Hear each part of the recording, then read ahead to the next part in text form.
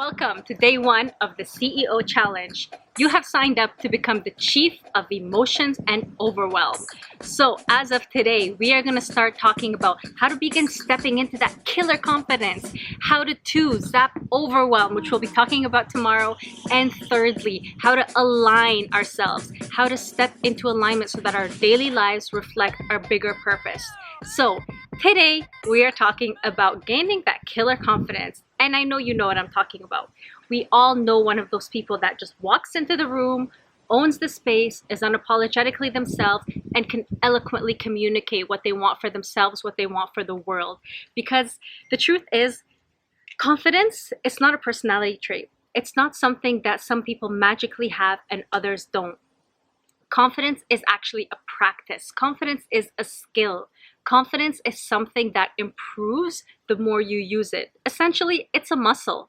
So how often are you working out your confidence muscle? Because if we leave it dormant all year and then have like a huge presentation or a huge talk to deliver after many, many months, it is likely going to be difficult to bring out your confidence. So the more we exercise it, the more we can show up with it. Now, when we zoom in on confidence, when we make confidence this like focus and like, I gotta fix my confidence, I gotta show up more confidently, it does get overwhelming because the narrower our view, the harder it is to figure out what we need to do. So what we are going to do today in terms of discussing our confidence is zoom out. Now, the reason we are doing this is because when you connect yourself to a purpose bigger than you, suddenly your issues seem smaller. Suddenly your little self-doubt, your little self-talk becomes less of an issue. A couple of things that I will leave you with today are two practical tips. One of them, and it is a lifelong exercise, is to begin developing your sense of purpose. So by doing this, you can pull out worksheet number one. Worksheet number one is all about pulling out the different patterns in our life, pulling out how have we shown up for other people, where have we shown up more powerfully, what were different points in our life where we felt the most confident, and those are likely linked to your purpose. Because when we connect ourselves to a purpose greater than us, it becomes easier to take action. And why is that? Because the more we let our egos get in the way, the more we hold ourselves back. But when we zoom out, when we look into our life's purpose, when we look at what the world needs, it becomes easier to take our self-doubt out of the way. Why? Because you then become a vehicle.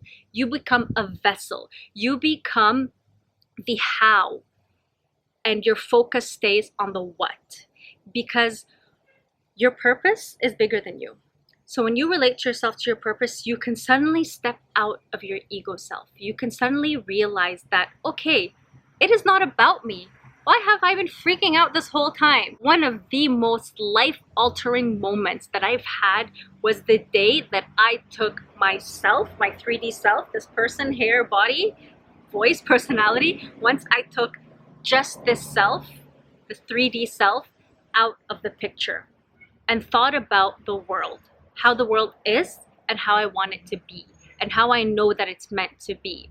So with this, you need to tap into your deeper self because yes, developing your confidence is deep work. We can't work at the surface because faking it till you make it will only get you so far. Once you do the deep work to connect with your purpose, you then start to realize that your mission is greater than your worries. When your mission is greater than your worries, you then have this energy to step into the situations that call on your highest self. So for example, if you're walking into a meeting and you are so nervous about what you're about to pitch, whether you're asking for funding, whether you're proposing some sort of project, whether you've got a vision for a movement that you can bring your community through for their improvement, and you feel nervous before that presentation, remember, it is not about you. So it does not matter how you are perceived. The only importance that the other people's perception has on you is the importance that you give it. So when you realize that it doesn't matter how they perceive me, my voice, how I showed up, what's most important is the message that resonates with these people, because I want to get them into my tribe so we can go in the same direction in terms of improving what we want for the world. So when we begin stepping out of our ego and into our purpose, into our higher self, into connecting with what we know we're meant to do for the world, it does start to take that pressure off of the shoulders of ourself. And for a lot of people, initially, they feel like, but wait a minute, when I relate to this huge purpose, I feel like I don't connect with it. I feel like I'm not worthy of this big purpose. You know what? That is your lower self. That is your lower self wanting to hold you back. That is your old thoughts, your old beliefs, your old patterns. That is your past wanting you to stay where you are. But when you tap into a vision, the more you exercise that vision on a daily basis, the easier it is to get your subconscious mind on board. Because all these little doubts, all this little chatter that happens in your mind that holds you back from showing up confidently in your life is all chatter that's happening in your subconscious mind. It's all old programming. But how do we create new programs? It is by imagining. Because your subconscious mind literally does not know the difference between what is happening in the 3D and what you are imagining in your head. So you literally create new patterns in your subconscious mind for you to believe in. And this happens through visualization. So in connecting to your purpose, you begin to every day tap into, what do I want for the world? Why am I here? What am I meant to do? The more you focus on those questions, the less your subconscious mind will begin to focus on the old doubts that are lingering, that are holding you back from what you know you're fully capable of stepping into. Now, this is all part of worksheet number 1, and this is an evergreen document. This is something that you can revisit every day, every week, every month, every year, every 10 years of your life, because your purpose is evolving as much as you are. And at different stages in our life, we relate to different stages in our purpose journey. Now, here's a quick thing that we can all do daily to help us start crushing that itty-bitty self-talk that happens in our head that often holds us back when we begin stepping into a bigger phase in our life, when we suddenly get a bigger pair of shoes for us to step into, when we begin leveling up, when we begin stepping into our purpose, connecting with our higher self. Yes, your subconscious mind will try to protect you, because that uncharted territory, that path that you have not gone through before, is scary. It is scary because it is unknown. So when you tap into your vision more and more and more, you are making that area more known for your mind. That is the first thing. Now, secondly, when these little self-sabotaging beliefs start coming up, let's zap them as they happen. Let's not let those self-sabotaging little phrases and sentences and questions that come up in our mind turn into whole conversations, because the quality of your life, the quality of your confidence will only be as good as the quality of your communication with your own self. So when you begin to take control, when you begin to intentionally guide the conversations that go on in your mind, you are suddenly regaining control of your confidence, and you are suddenly regaining control of your life. So when you feel these little self-sabotaging beliefs, now I bet that you can already think of 2 or 3 things that you tell yourself that hold you back from taking action confidently. Now, I know that for me, for a long time, as I was stepping into my career, and I always looked younger than I was, but in the beginning of my career, I didn't see that as such a blessing. So oftentimes before walking into situations, I would be like, oh my God, they're going to think you're so young, they're not going to take you seriously. And me thinking that I was aware of, the way I looked and how people perceived me actually ended up sabotaging me, because I let it become a whole conversation in my head. I was like, okay, well, how can I appear older? Maybe I can use bigger words. And I was like trying to overcompensate for this thing that was just a seed in my mind, rather than just making it less about me and making it more about what I had to say, what I had to offer, what I had to deliver, and what was the mission going into that situation.